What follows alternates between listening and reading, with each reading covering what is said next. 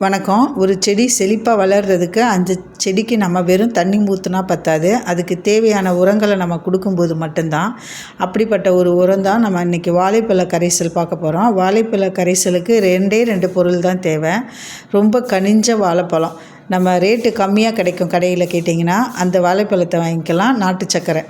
இப்போது இந்த வாழைப்பழத்தை நம்ம சின்ன சின்ன துண்டுகளாக காம்பை கட் பண்ணிவிட்டு சின்ன சின்ன துண்டுகளாக கட் பண்ணி அதை நம்ம ஒரு டப்பாவில் போட்டு அது கூட நாட்டு சர்க்கரை, அதாவது சம அளவு கலக்கணும். சம அளவு கலந்து அது ஒரு நிழல் பாங்கான இடத்துல நம்ம நல்லா டைட்டாக மூடி வச்சிடணும். இது போல் இதில் வச்சு நான் 1 மாதத்துக்கு மேலேயே இருக்கும். ஆனால் நமக்கு 21 நாள் இருந்தாலே போதுமானது. அதை டெய்லியும் ஒரு காலையில் சாயந்தரம் போல் லேசாக குலுக்கி விட்டோன்னா அதனோட நொதித்தல் தன்மை எல்லா பக்கமும் சமமாக நடக்கும். அதுக்கப்புறம் நம்ம எடுத்து இது போல் நம்ம வடிகட்டி வச்சுக்கலாம்.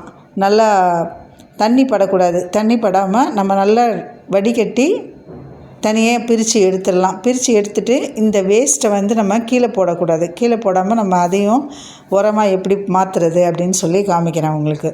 நம்ம இதை ஈரம் இல்லாத ஒரு பாத்திரத்தில் நீங்கள் இந்த வடிகட்டி வச்சுக்கிட்டிங்கன்னா 6 மாதம் வரைக்கும் கூட கெட்டு போகாது. ஒரு செடியோட ஆரம்ப வளர்ச்சியிலேயே நம்ம இலைகள் வழியாகவும் வேர்கள் வழியாகவும் கொடுத்துட்டு வந்தால் அந்த செடியோட பயிர் ஊக்கியாகவும், அதாவது செழிப்பாக வளரும். பயிர் ஊக்கியாகவும் நோய் கிருமிகள் தாக்காமவும் இருக்கும். வாரத்துக்கு 2 முறை நம்ம வாழைப்பழ கரைசல் கொடுக்கலாம்.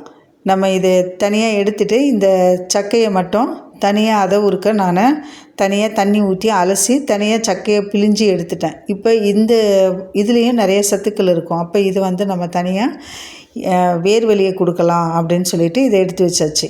இப்போ இந்த சக்கையும் கீழே போட்டுறக்கூடாது. இந்த சக்கையும் நம்ம செடிகளுக்கு உரமாக்கலாம். இப்போ இந்த தண்ணியை நம்ம ஒரு 10 லிட்டர் தண்ணி கூட சேர்த்து டைல்யூட் பண்ணி இதை நாம் மண்ணுக்கு எப்படி கொடுக்கலான்றதை உங்களுக்கு காமிக்கிறேன் பாருங்கள். மீன் அமிலம் எப்படி தயாரிக்கிறோமோ அதே போல் தான் வாழைப்பழ கரைசலும் தயாரிக்கிறது. என்ன மீன் அமிலத்தில் 80% கிடைக்கிற அளவுக்கு இதுலேயும் கிடைக்கும். ஆனால் கூடுதலாக என்ன கிடைக்கிதுன்னா மீன் அமிலத்தில் உங்களுக்கு கால்சியமும் அமினோ அமிலமும் கிடைக்கும். அதில் இருக்கிற மணிச்சத்து அதிகப்படியாக கிடைக்கும். ஆகையால் தான் மீன் அமிலம் அதிகப்படியாக பயன்படுத்தவும் சொல்கிறாங்க. வாழைப்பழ கரைசல்லையும் கிடைக்கும். சில பேருக்கு மீன் அமிலம் பயன்படுத்த பிடிக்காது.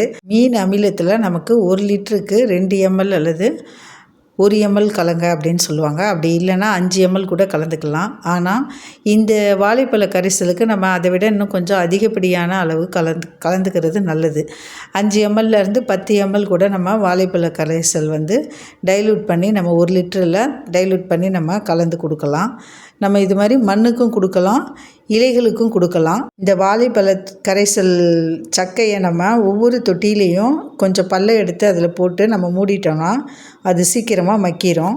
வாழைப்பழ கரைசலில் அதிகப்படியான பொட்டாசியம் நிறைஞ்சிருக்கிறதுனால பயிர் வளர்ச்சியாகவும் பயிர் ஊக்கியாகவும் நோய் தாக்குதலிருந்தும் பாதுகாக்குது. ஆகையால் இந்த கரைசலை நாம் வீட்டிலேயே தயாரித்து வைக்கும்போது நமக்கு செலவும் குறைவு.